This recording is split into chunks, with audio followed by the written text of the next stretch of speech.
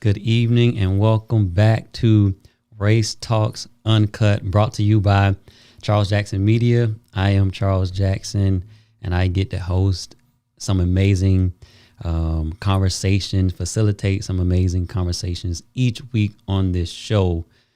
We tackle racial divides, connecting across differences, the social, the civil unrest. Really, I'm on a mission to help us connect better.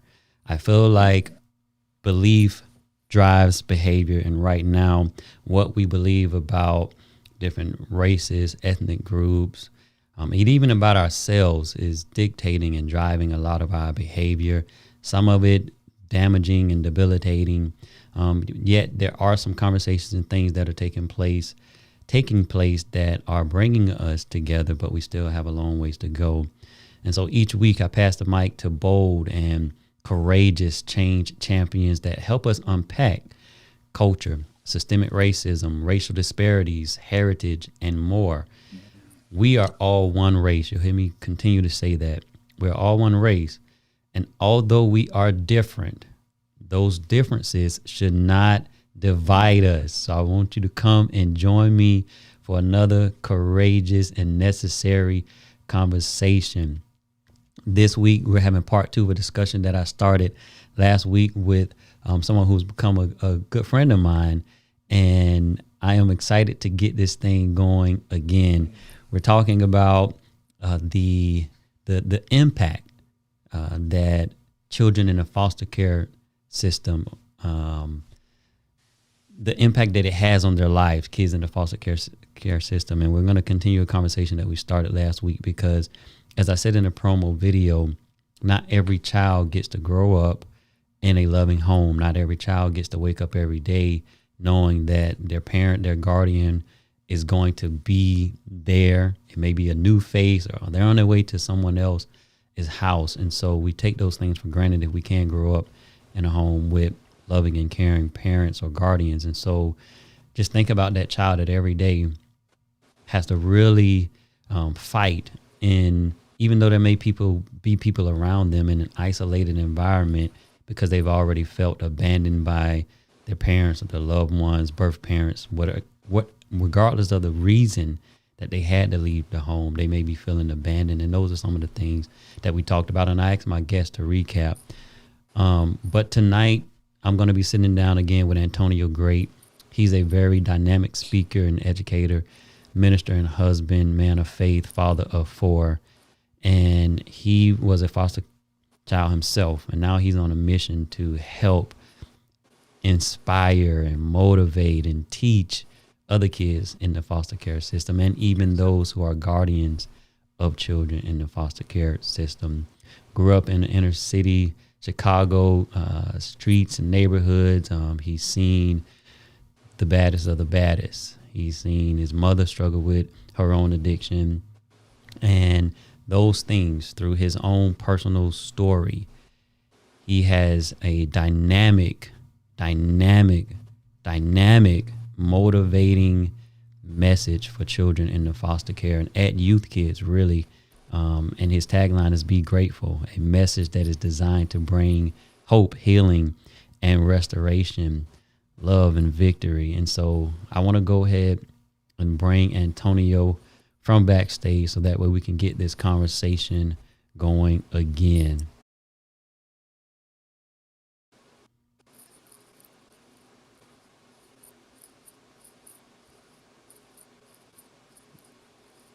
All right, there he is.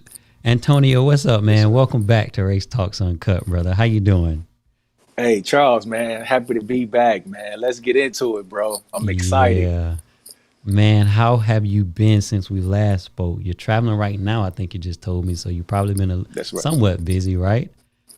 Absolutely. I'm on vacation, but yet still a little busy. So I'm here with the in-laws, man. So I'm just excited to see them, and of course, my wife is very excited to see them also. All right, outstanding, man. So let me see who already we got. All right, I see James Hicks out there already. What's going on, James? Welcome to the show. Excited to have you, man. For those who, Antonio, may have missed part one of this discussion, go ahead and tell us a little bit about yourself, and you know how I do it. You were here last time. Let the folks know what purpose you're currently walking in, how you're fulfilling that purpose and that passion. Just tell us a little bit about yourself. Most definitely. My name is Antonio Grate, and I'm originally from Chicago, Illinois, from the low end, the inner city, the ghetto of Chicago. And the thing about that is the fact that that's where my story begins. But at this very moment, I'm a father of four, been married for 13 years, and yet I'm on a mission to give back, to empower, to inspire those who come from similar circumstances that I've experienced growing up, specifically those that are in the foster care system. And what I realize is that if there's anything that I can give to them, I want to give them hope, right? I want to Mm, be that voice of hope. And if I can give them hope, I believe that that's one of the greatest ingredients that they need to continue to push through the very challenges that they're facing today. that's good, man. That's good. I love that. And how long have you been on this mission, serving in this particular arena? In this particular arena, man, 3 to 4 years I've been pushing, I've been grinding. All right, that's outstanding. And tell us about the beautiful faces in this picture here that we Ah, see here. yes, yes, most definitely. My wife, my angel, man, definitely a gift and a blessing. Latrice, great. And my four boys, the oldest, Isaac, Levi, Caleb, and Judah. They're 9, 7, 3, and 2. Man, love this photo. All color Thank you. coordinated, everything, man. I love it. Hey, hey, listen, man. That's my wife doing, man. She's a fashion stylist, right? So she got everybody together, man. Man, on point. I love it, man. I love it. You talk openly a lot as I followed you on social media and various channels about your experience in the foster care system, and to kind of reset the stage for folks, again, who may have not had the chance to go back and watch part two. Please do. I mean, part one. Watch part one of this conversation, but just share us a little bit. Give us a glimpse into what it was like for you growing up in the foster care system, and then we'll continue our discussion. Yeah, my first thing I would like to say is that everybody experiencing the foster care system is different. My particularly was kinship living.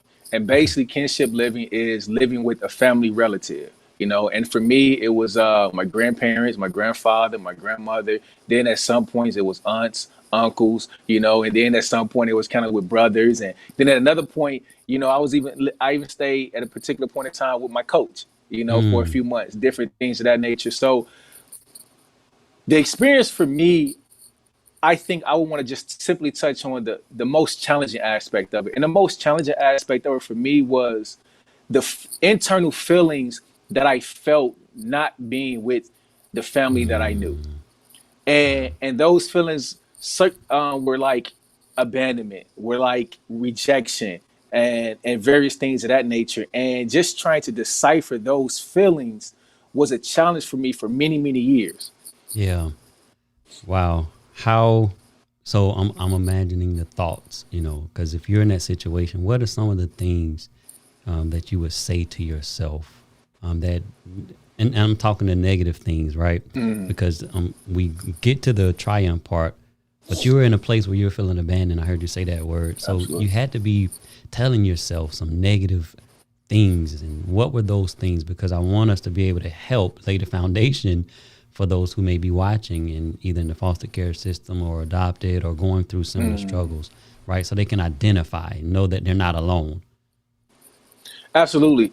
The first thing is, man, I was hurt, Okay. and a common word that we hear today is trauma. Right? I was traumatized, and along with that hurt, there was a very popular word that always came into my mind was the question why. Why? Mm, Almost like, what did I do? A lot of times I felt guilty. I felt as though I did something to put myself in this situation. Because oftentimes, at least in my case, there wasn't an explanation given into why things were happening the way that they were happening. So it left me with a lot of questions. So being removed from the family that I knew, man, I was hurt.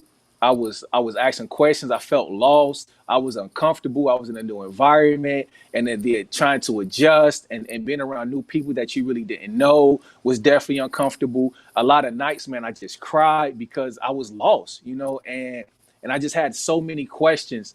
So I fought with various things like anger, that I didn't deal with until I was removed, from the Mm-hmm. family that I knew and loved. And I didn't understand at the time, but yeah, anger became a big issue of mine, along with the other feelings that I had, as far as just asking the question why, not understanding things, and feeling rejected and feeling neglected, and also simply embarrassed by the fact that as I got older, well, not as I got older, but I really understood that, my mom, you know what I'm saying, was using drugs, and that had a lot to do with it. Yeah, man.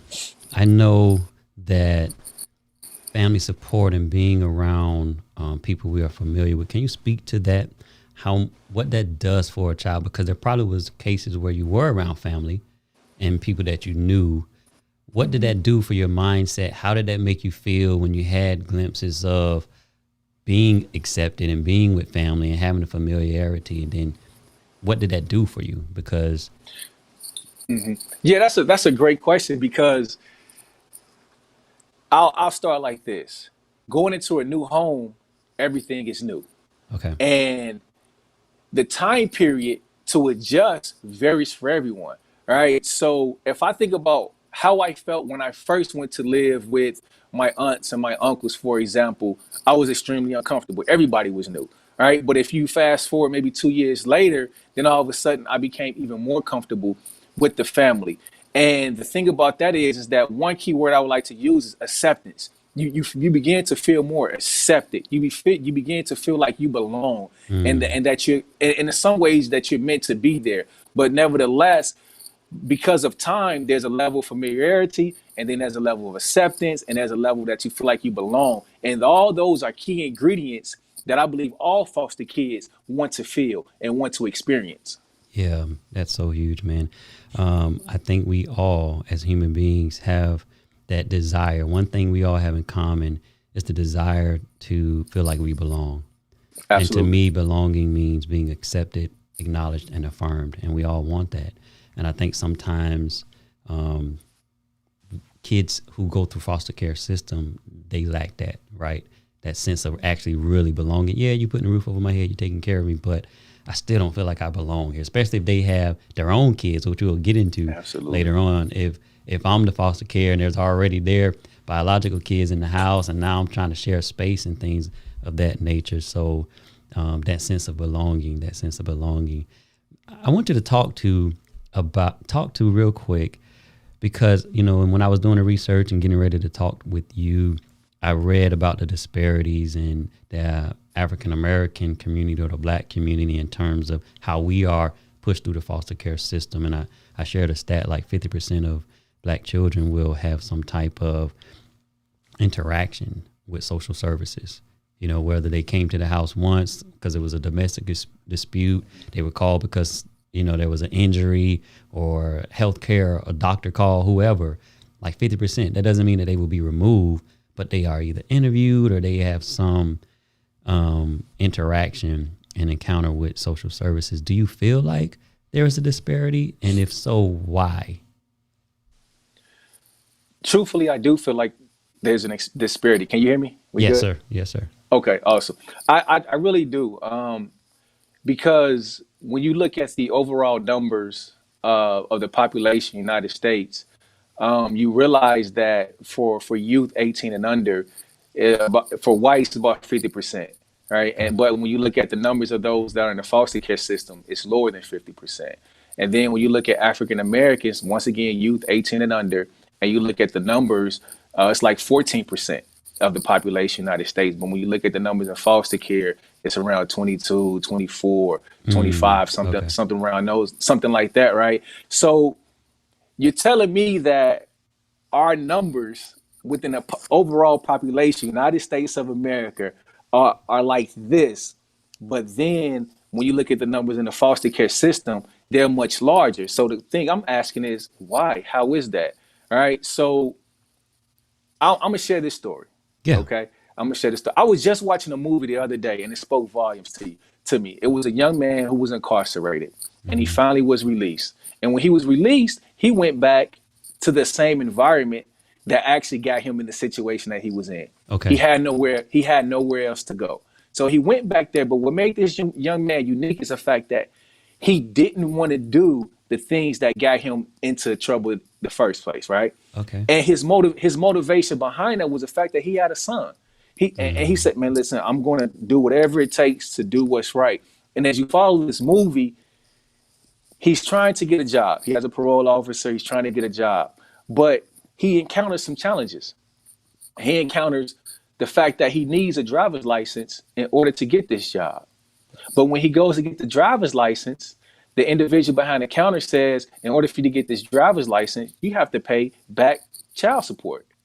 Right? So he was in jail and some way and somehow he had accumulation of child support, and he gets out and he is expected to pay child support. And his reply is, how can you expect me to do that when I'm trying to get a job? I don't even have a job. Right. And at the same time, because of the environment that he was in, and it was a negative environment, he was trying to get away from that. But at the same time, he didn't want to stay there because of what that environment consisted of. So now you have this young man who was once incarcerated for whatever the reason. Now he's trying to do things right. But when he gets out into the real world, he's faced with other challenges that is now making it difficult for him to do what is right. So fast forward, what happens is he tries to do everything he can the right way. And lo and behold, guess who shows up? Child Protective Services. Yeah. And they realize that based upon the fact that he is not able to provide the necessary things for this child, that they must take him away. I simply share that story because it's not always, somebody is doing drugs and other things of that nature. Oftentimes, it's the system that makes it more challenging for us as African Americans specifically to be able to provide the necessary things that we need for our kids. And I believe that structure, that system is what makes it challenging for a lot of us. Yeah. The penal system, right, has become the way of dealing with black men, especially, put us behind bars. And like you say, everything that comes along with that, and you mess around there and you get a record. Now you can't get a job, you can't get a license. How are you supposed to take care of family when you have all of that stacked up against you? And the fact that we know studies show that we are stopped and frisked at higher rates, longer sentences, severe punishment, all of that has been, proven through research. It leads to things like our children, black children, being disproportionately represented in the foster care system. It's all connected, and I'm glad you said systems, right? It's not just one thing. That's why these conversations are important, because it's not just one thing we have to tackle. There's many things we have to tackle, man. So I like that, how you peel back the layers a little bit. I want to show this clip, and I think we tried to play it last time you were here, man, but I think we got it this time, bro. Because you be bringing that fire and that energy. I got some things I want to ask you. I want to let the audience and those watching catch this video. Before I do, as always, we will have a giveaway tonight. We'll give away some Race Talks Uncut gear. We have a line called Connect, Challenge, Crush Racism. So we'll be giving away some gear from that. So if you're on YouTube, you're in the right spot. If you're on Facebook, you want to hop over to YouTube so you can get entered into that drawing here in a little bit. But let's see if we can get this clip to play. All right, there we go.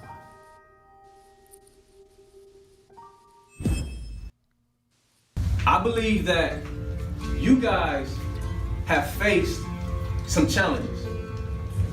I believe that you guys have faced some insurmountable odds. I believe that you guys have been through some difficult situations. Oh, there are a lot of good youth or good people in general, but sometimes, man, they're just dealing with various obstacles that they're just trying to make their way through. And especially since they're, relatively young, they don't quite understand and have the answers just yet. But what I realize is that sometimes they can use a dose of encouragement or motivation or inspiration to help just kind of push them. So I come in, you know, trying to give them a push, Right. you know what I mean, and build them up. I seen the police with the drug boys, pent up, hands cuffed. Matter of fact, there's plenty of times at night where I seen them throwing them on the hood of the car, tripping them on the corner. I seen them every day I left out of my apartment, weed smoke.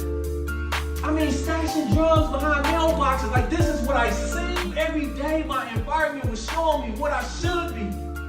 But my dream showed me what I could be.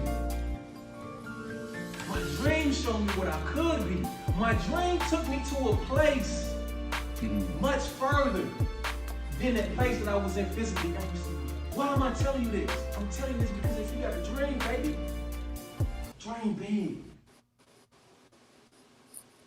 Man, I love watching that. I've been watching it since you and I connected, not because of the show, but because I can use that just as an adult. Because oftentimes, Antonio, and I want you to unpack this, we see what's in front of us. We see our situation.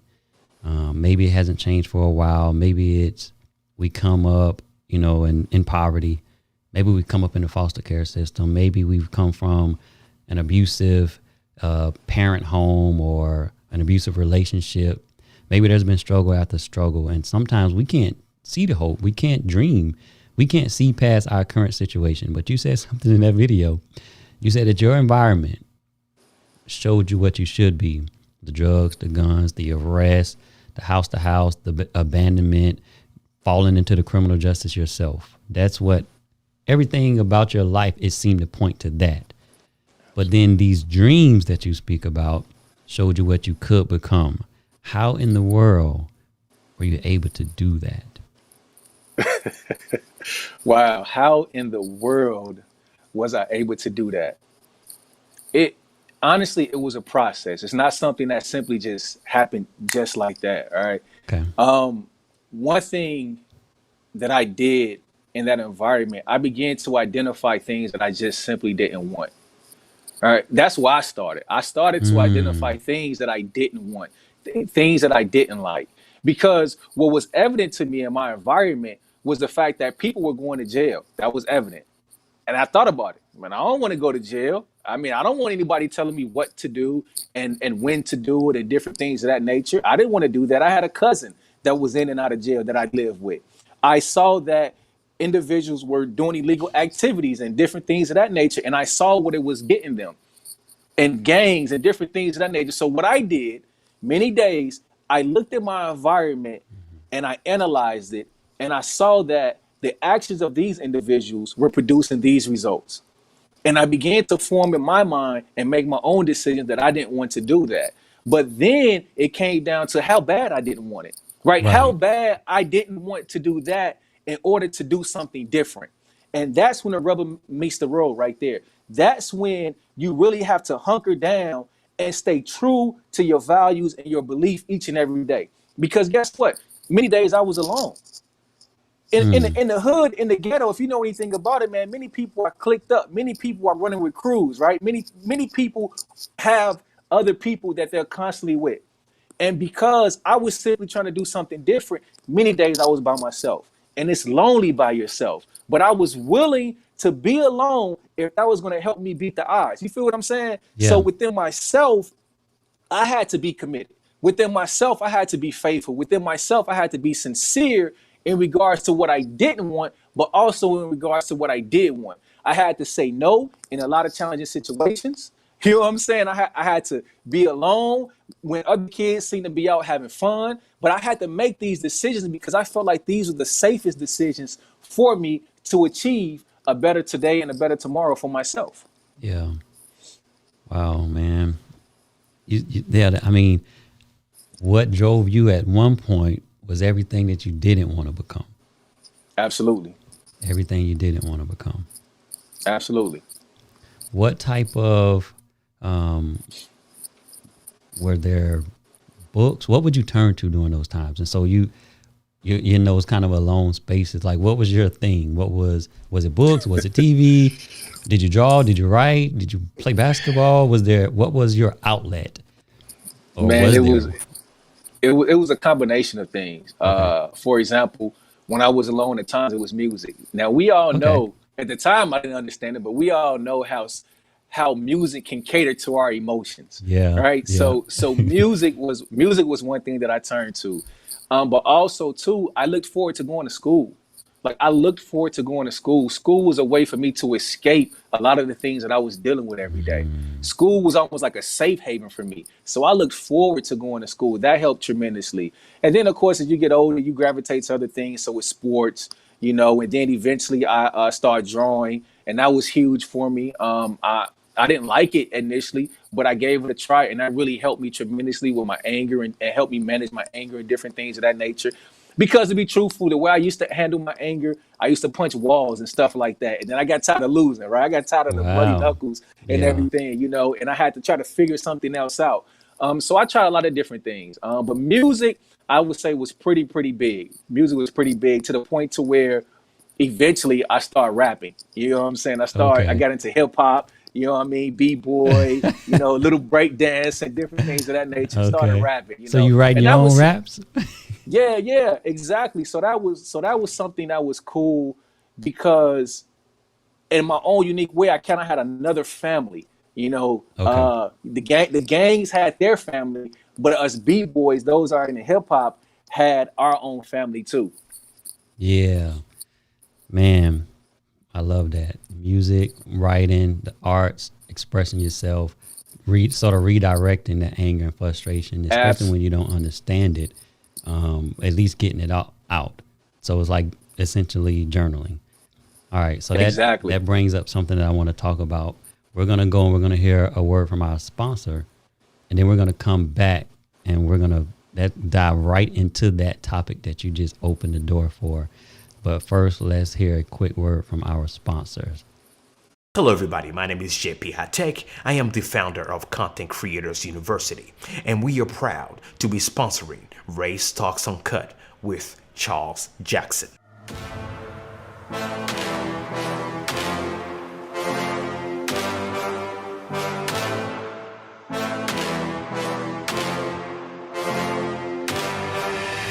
For those of you who do not know me, I am a branding expert, cinematographer, and software developer. What I do is help businesses, entities, individuals, ministries, and so forth have a better impact with high quality visuals in regards to graphic design, professional videos, or even high quality live stream. So after 12 plus years in the industry, I've decided to open this digital master school. So what we do is every single week, we connect with one of the best minds and professionals in the tech and content creation industry. What they do is come on the platform and teach us how we can have a better value proposition, elevate our craft, and keep impacting with our creation. So if you're the type of person that want to keep growing, as we know, technology is an industry that is always evolving. Come and join me every week. Go ahead and subscribe to my YouTube channel, JP High Tech Reviews, or simply visit my website, jphighttech.com, or better yet, go ahead and download the Roku TV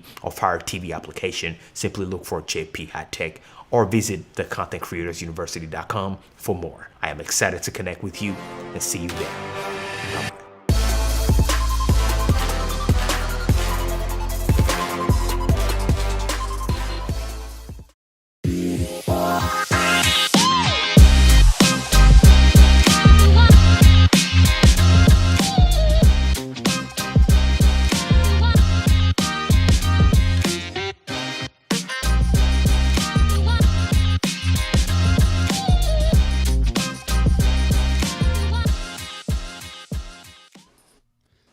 All right, we are back.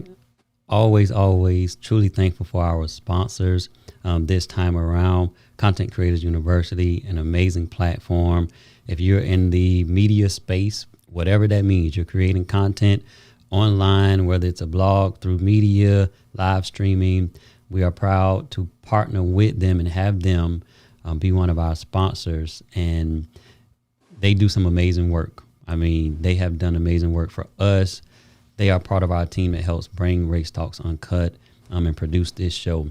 Also, if you haven't, I want to encourage you, outside of them, Charles Jackson Media, my company, we are also proud sponsors of this show as well. Go over, connect with me. There's ways to support. There's ways to keep up with all of our latest videos that we have going on. We have a watch live page. You can watch us live on the page. You don't have to go anywhere. You can catch these live shows right there on the page, catch up on previous shows as well. But I also want to remind you that we have Low Down Good for Nothing, an uncensored account of the Black man in America. In the process, can't wait to start pre-sales. So if you haven't already, go ahead and jump on our mailing list so that way you can get first access and notification special on the book release and being able to catch it at a discounted rate. But yeah, if you haven't done that already, please do. So right now I've been talking with Antonio Grate, ex-foster foster care kid. Matter of fact, he has a photo that I'll let him talk about real quick. I didn't know I was going to do this, but let's talk about this while I have him. That photo right there. So Antonio, welcome back, man. Ex-foster child. That's what it says. He's been talking about his experience in the foster care system, and now he's on a mission to help other kids in the foster care system, really empower kids even outside of the foster care system. I've seen him doing talks all over the place. And so, Antonio, in this picture, what are we seeing here, and why is this picture on your website and highlighted, man? Whew, boy, that's monumental right there. It's not my mom. Most people probably would think initially that that's my mom, man. But to be honest, she was like a mom, and that was my social worker while I was in the foster care system, man. She guided me through. She assisted me. She helped me.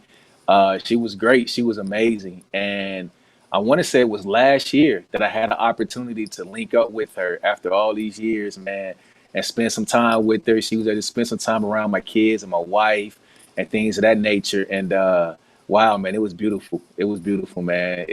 Man, it means a lot. Absolutely. That's good, man. I love to see the smile on your face when you look at that picture. The place it takes you to, man. I love it.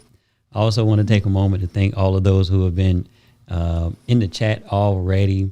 Zanet, Samira, I see you. I see you, JP High Tech, one of our sponsors. He is here. Brian Bolton, thank you for hanging with us. My man, James Hicks. What's good, people? Singing. And I want to now talk about, and there was a question that came up, which I saved it because they were reading my mind. I want to talk about, when you're in the foster care system, the trauma that comes along with that. And it may not be for everybody, but there has to be a degree of trauma that is associated with being in the foster care system, and the impact that that trauma can have on one's life later on in life. So I want you to talk about the traumas, and then, like, because one of the questions was, and I could put it up here on the screen, does childhood trauma cause personality disorders? And again, there's no definitive yes or no, but trauma itself is going to have negative impacts if it's not dealt with the right way.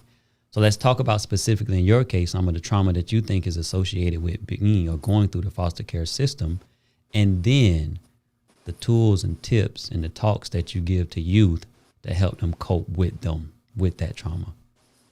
Well, that's a great question. That's a powerful question. And the one thing I would like to say is that I believe all of us that enter into the foster care system, one thing that we do have in common is the fact that we all are and have experienced some form of trauma. Okay. Now, the level of trauma, the severity of the trauma varies, but the fact that you are simply removed or not with your biological parents, in my opinion, is a form of trauma within itself, right? Wow. Because the question was asked about personality. Yeah. And this is how I'm going to answer that question with personality. When you're removed from your mother, when you're removed from your father, what happens is you are unable to be identified. Like, there's an identification that a child needs to be able to look at someone and say, oh, Come on. That's me. Oh, I'm a reflection of them. Oh, that's why I act like this. Oh, that's where I get my personality from. And when you're separated from that, now you're forced into an identity crisis, right? So you want to talk about personality. A lot of time our personality face challenges because we don't know who we are. We're looking, we're asking, we're seeking validation and things of that nature. But because we're not with our mother and father, we ultimately are facing an identity crisis. I face an identity crisis. You know what I mean? And you're forced to try to figure that out on your own. And though you can be with kinship, you can be with your family that are kinships, relatives, or you can be with adopted family or guardians. It's not the same, right? It's not this. They could be extremely loving, extremely caring, and all those things. And trust me, that helps. But it's just not the same. And this is why this is why I can stand on that. I could stand on that because it wasn't until I got older and over a period of time when I began to see my father a little bit more is when I began to realize like, oh my gosh, I'm just like this now. You know, really never lived with him, never lived with him, you know, never spent like 24 hours with him or anything of that nature. But I realized that's my daddy. Yeah. But here is the power. Here is the powerful piece of that. When I realized that what it did to me mentally, what it did to me psychologically, it gave me a sense of peace that really surpassed all understanding. Because for the longest, for many years, I didn't know that. I had no idea why I thought the way that I felt. I had no idea why I made the decisions that I made. I had no idea why I respond the way I would respond. But when I had an opportunity to spend time around my father, it all clicked and made sense, man. I'm hearing you right. As children, we get our sense of identity first. And probably the greatest influence on our identity is within the context of a home with with our parents. We see ourselves, we see them, we see ourselves like them, we aspire to be like them. Like we get that sense of identity from being around mom and dad. And not to say that later on in life, you know, we can't come to it, but it's critical early on for a child because that sense of identity that we are all trying to discover and, you know, where do we fit in on the playground and where do we fit in school? Like to me, elementary, middle school, it was all about where I'm fitting in at, right? And who am I? And you're saying that parents, biological parents, having them around plays a huge part in our ability to identify with something or someone that's not an outside influence, so much so that we struggle longer or more when we are removed from the home. Facts, 100%. Well said. Wow. So understanding that there is trauma and understanding that we are wrestling with that sense of identity, tools and tips, the talks that you give to kids, man, when you're talking to them about getting over the trauma, and even talk about the anger, the misplaced anger, punching the walls, you know, maybe wanting to punch somebody. Like what tools and tips do you give those kids when you see them in the same place that you were? Absolutely. Yeah. The first thing I simply try to identify or help them identify is what's going on internally. Okay. It's what's going on within them. Because most of the time we can clearly identify what has happened externally in our lives. We can clearly identify I'm not with my parents, you know, the foster care home or the group home I'm in is terrible. You know, we can identify various things like that relatively easy. But what we often over time look, especially us being young, we often over time look what's really going on within us, what's really happening within our hearts, what's happening within our minds. And what I simply try to do is I try to shed light on some of those things. And I'll call those things triggers, right? We talked about anger, right? Before I went into kinship care, I didn't have any anger issues. I was cool. But it wasn't until that environment shifted for me is when I began to start punching walls, is when I began to become annoyed and different things of that nature. And at the time, I didn't understand it. But as I got older, I began to understand what was going on. Man, my heart was hurting, man. My heart was aching. Man, I was feeling pain. I wanted my grandmother, bro. I was crying at night. I wanted my grandfather. I at least wanted to be able to see my mother whenever I wanted to. Man, I was hurting. But I didn't fully understand that, but because of the hurt and the trauma that I was experiencing, I began to lash out with forms of anger. So what I simply try to do is I try to plant a seed, right? I try to shed a bit of light to some of the internal things that are going on. And then based upon those internal things, then I start, trying to give out some strategies and some tips and some tools, because anger management is big. Anger management is big. And if you can begin to manage that, it's going to really benefit you. And oftentimes, many kids in the foster care system struggle with anger because, I mean, rightfully so, man, because some of these environments are so messed up, so jacked up that, my goodness, man, like I know it's hard to think straight.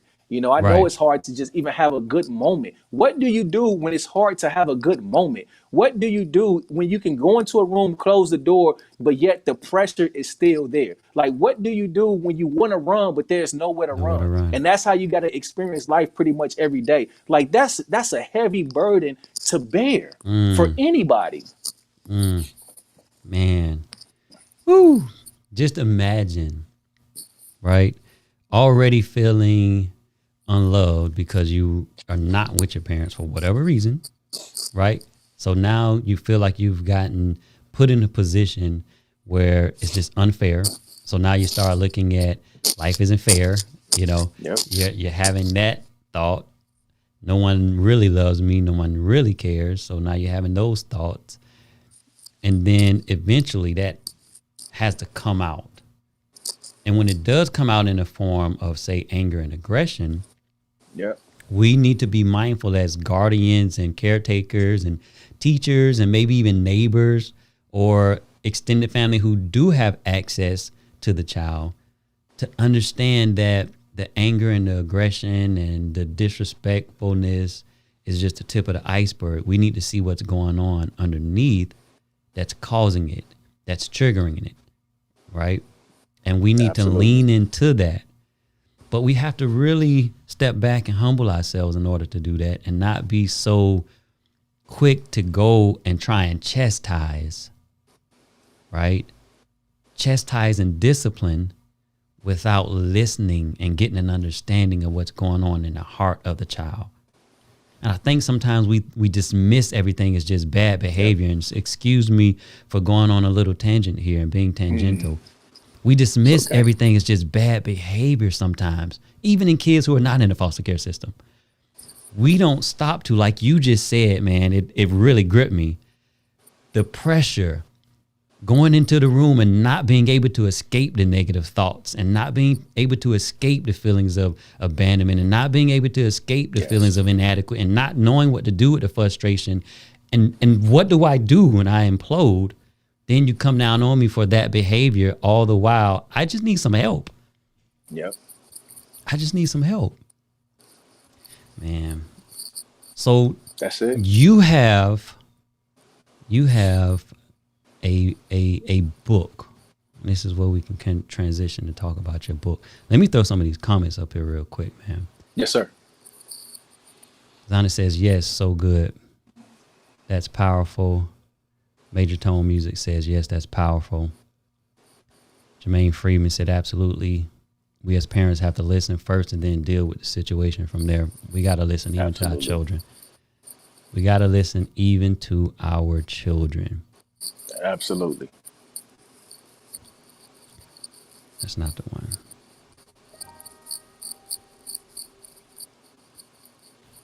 Absolutely. We got to listen. We got to listen to our children. You got this book, man. The Power of One. Power of One. I want you to talk about it a little bit because I think right now we're at that space, man, where we're talking about guardians and parents. What is this book about? Talk to us about The Power of One.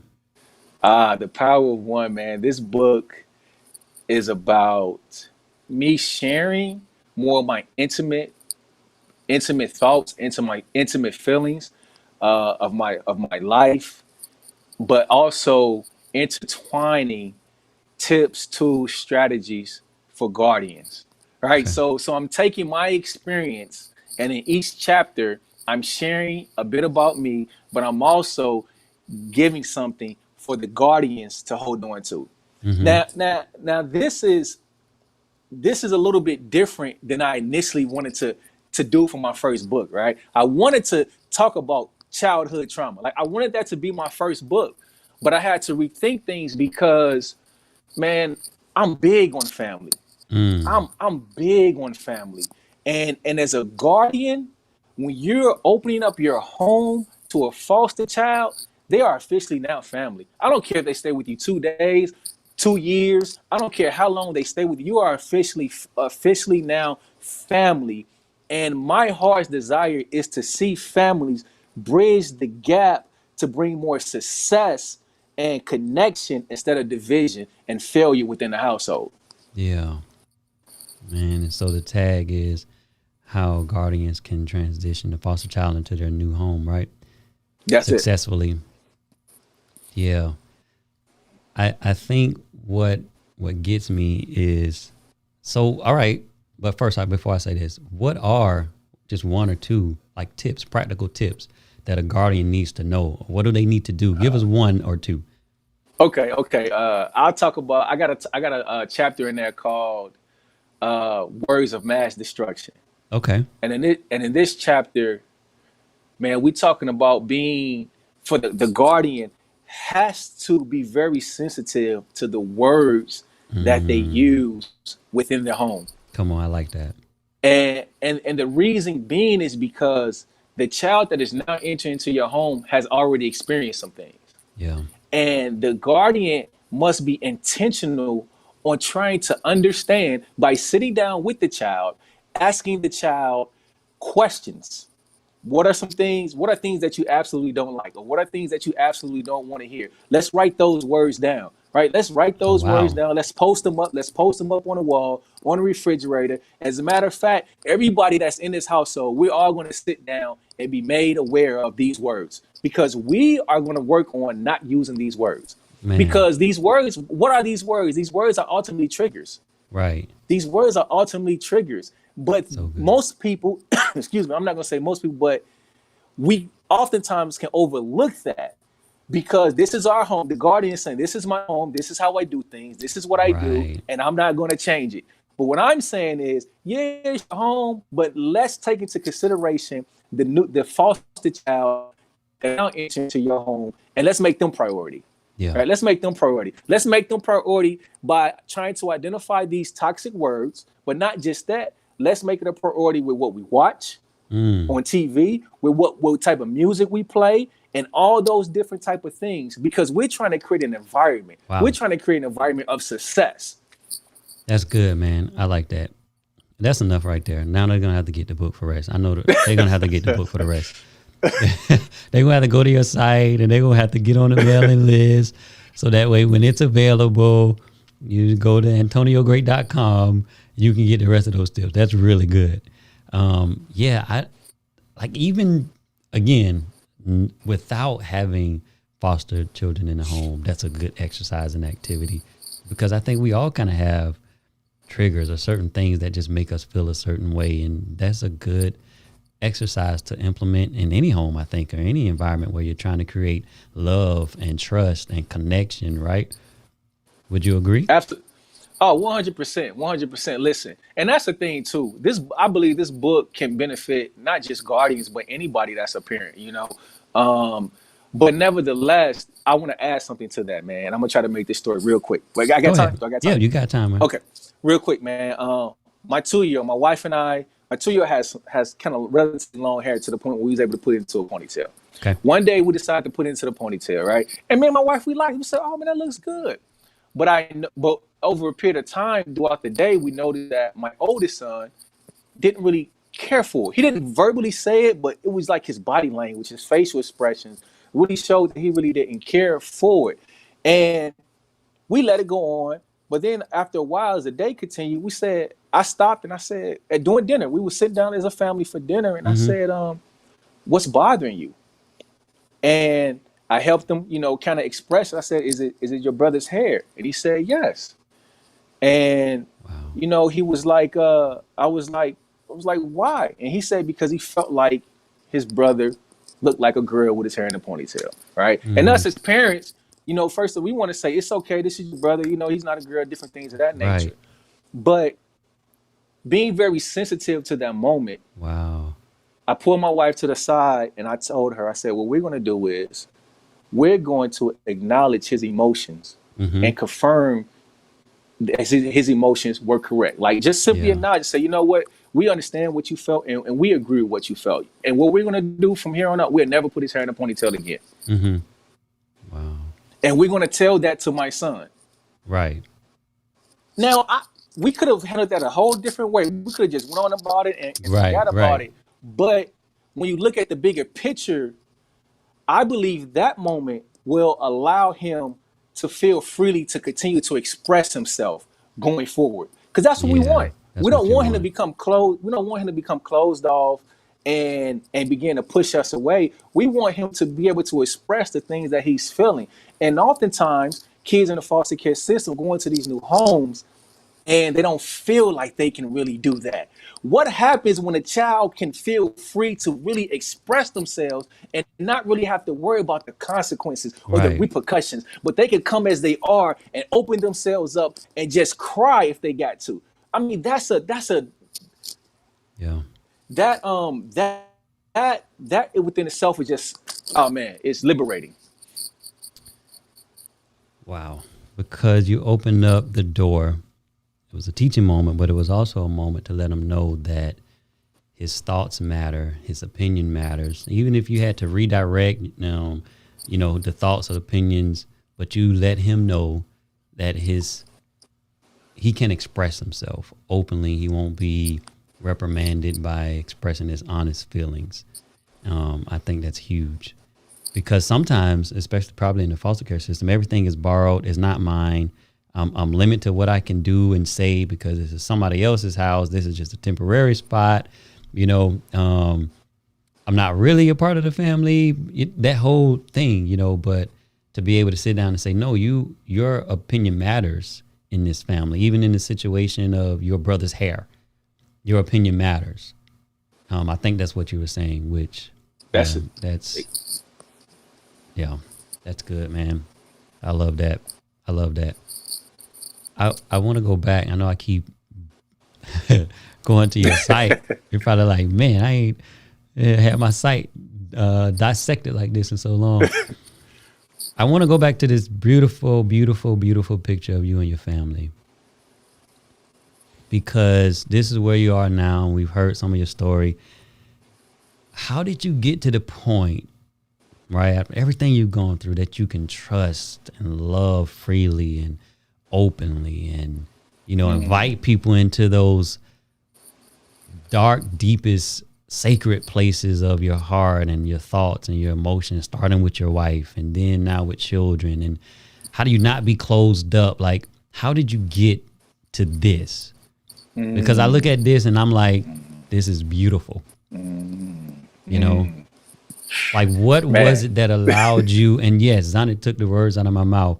What allowed you to heal, to be able to sit there with genuine smile? I don't think for one moment that this was everybody pose and you take this beautiful picture for your website and afterwards y'all fighting, can't stand each other. Man. Like, I don't believe that's the case. How did you heal and how did you get here? And how did you get to this place, man, of, even though it may still be, a process you're going through, but bro, you've had to come a long way. Whew, boy, I don't know if y'all can tell, but I'm fighting back tears right now, man. I'm gonna try to make this quick because this is almost like another podcast, right? The key word that everyone has said is heal. It's heal, man. There's no timetable on that. I wish I could say it was something that was quick, but it wasn't. But the thing about it was that I was intentional about healing. Because what I realized throughout my journey is that, and this is why I focus on internally, helping those that are youth and identify what's going on internally. Because when you can begin to identify those things, then you can begin to address those things. And as you begin to address those things, then you begin to heal from those things. Yeah. And that's what Yeah. I want. I want them to ultimately be at a place to where they're whole, to where they're healed from a lot of those hurts and disappointments and things of that nature. So for me, it was an ongoing, intentional process. And I had to be honest with myself at all times, but if I had to identify something that was really a big turning point for me, it was when my relationship with Christ started, man. Yeah. When my relationship with Christ started, and it's for me, it started. I went to church as a kid and things of that nature, and it was kind of a forced thing. But for me, when it started in my bedroom when I opened up my Bible and I began to read words, and them words that I was reading was literally speaking to me right where I was at. Wow. Man, when them words spoke to me, man, it did something to me. Yeah. And for me, that was like the key ingredients to my healing process. And over time, I just built my relationship with Christ. And wow, man, he just began to do some amazing things for me, to the point to where when I start speaking in front of youth, I'm not speaking from a place of hurt. I'm speaking from a place of healing. You know what I mean? Honest and genuine healing. And I think that was big for me, because I didn't wake up and say I want to be a speaker one day. It was a direction I believe God pushed me in, because it's a story. I must tell my story. Absolutely. Man, that's so powerful.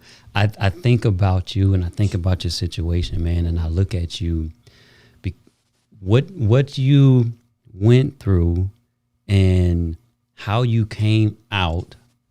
Because you came out, I look at this picture and I see the impact that it's had and going to have, because you were able to dream beyond your situation, Antonio, like what you saw in front of you with your sensual perception. You were able to see past that with this dream that God put in your heart, right? And dream bigger.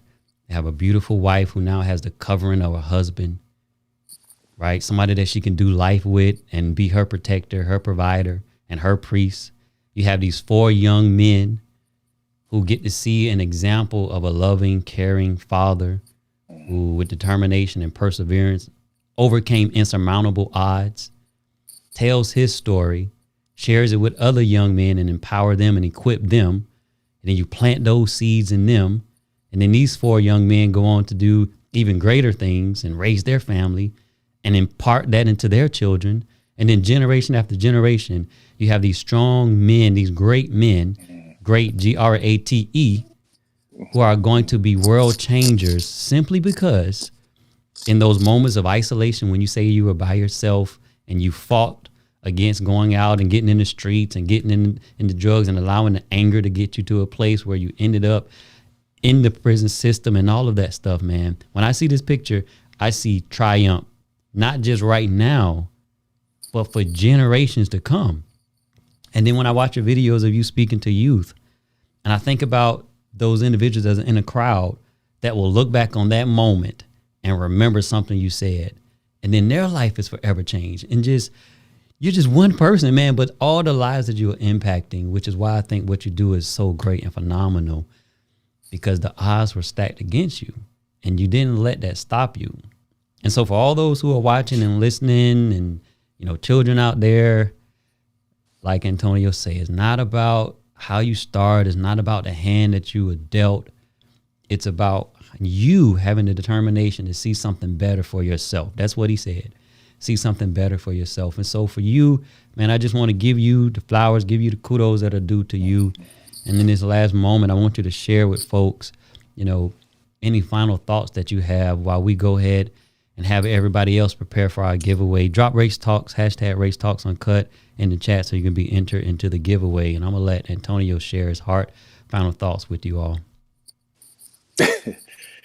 Man, I gotta make this quick, man. I'm about to just pass out, man. Listen to you do that thing right there, man, because that's heavy. It was a lot of sacrifice that was involved to get to the place I am today, and I'm still sacrificing.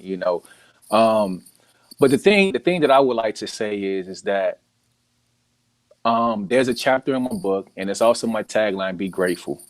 And be grateful is a message of hope, love, and victory. Be grateful is a message of hope, love, and victory. And why be grateful? Because that's been my secret sauce. Because regardless of what the situation looked like, man, I found one thing that I could be thankful for. I found one thing that I could be grateful for. And I held on to that one thing. And in those moments where I felt hopeless, it was that one thing that helped me to keep going. It was that one thing that helped me to keep pushing. It was my why. And I stand before individuals because I don't want them to lose hope. I stand before them because I don't want them to give up, because you identified that picture, but I didn't see that when I was 7 years old. I didn't see that when I was 12 years old. I didn't see that when I was 15 years old, man. But I was just fighting for something different. I was fighting eventually to break the curses that was a part of my family's life. So when you see that picture, I mean, my goodness, you expressed it so well. But I just want to say, man, keep fighting with the little bit of strength that you have left. Find that the one thing that you could be grateful for. Hold it close to your heart and allow that thing to fuel you. Allow that thing to push you. Allow that thing to take you to a place that you never thought you would ever be, especially the place that people thought you would never be. Because the fact that you're still breathing, that means that you have purpose. The fact that you're still here, that means that you're called to do something amazing. And I believe that you will do that. But I'm just saying, keep going, man. Identify that one thing, be grateful, and just keep going. Woo. Man, yeah, you're right.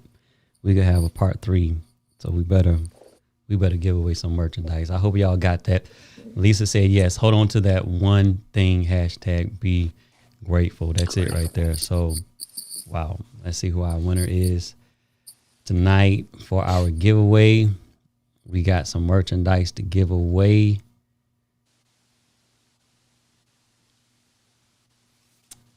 Individual will be able to get one of these items from our store while I finish tallying.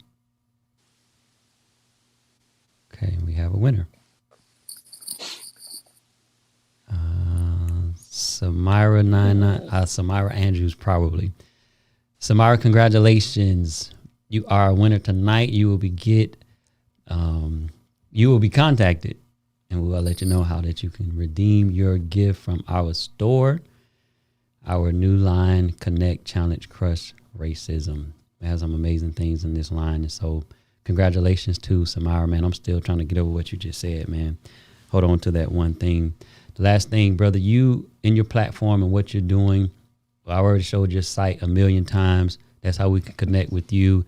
But you also are calling, you're partnering with agencies, right? Are there any agencies that you're partnering with to do what it is that you do, and how can we get in contact with you? Just let us know real quick, and we're going to let you go. Yeah, right now, I currently sit on the board of CASA, which is Coin Appointed Special Advocates, and they are constantly looking for individuals who want to advocate for the youth that are in the foster care system. And that's big because we can never have enough help. So in your local area, your local city, look for agency. I'm sure there's probably one pretty close by that you might even pass, you know what I'm saying, going home or something like that. But I do that, and I'm always looking for opportunities to pour into the youth and to the students, man, and to those that are in the foster care system. Yeah.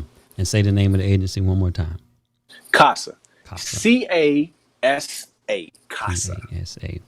Antonio, man, I want to thank you for coming back for part 2. Folks, go to the website, AntonioGrate.com, so that way you can get on the mailing list when that book comes out. I think there'll be some life lessons in there that we all can pick up in parenting in general. But if you know somebody who is a foster kid or is a guardian, maybe you want to grab a copy for them or share it with them, that resource. So go over there, connect with him on social media as well. And I just want to thank you, man, for coming back and having this conversation, spending another 60 minutes with us and just sharing your heart.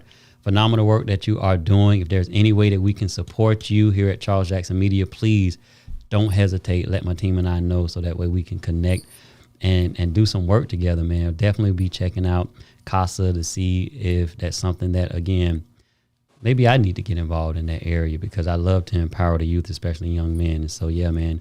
And thank you all who were tuning in. Again, Lisa's keep going. Zonnet says this was powerful. Thank you, thank you, thank you. Congratulations again to Samira, our winner. I will be connecting with you, Samira, so that way you can claim your gift. As always, this show is not the result of just one person.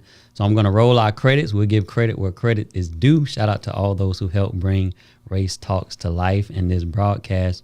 And then after the credits, we will be out of your way and back again for another great conversation on August 12th. Got a bit of a panel coming through of young Black professionals that I'm going to be talking to. So August 12th, make a note to join us again, same time here for Race Talks Uncut. And Tony, thank you, sir. Just wait backstage there. Don't go anywhere.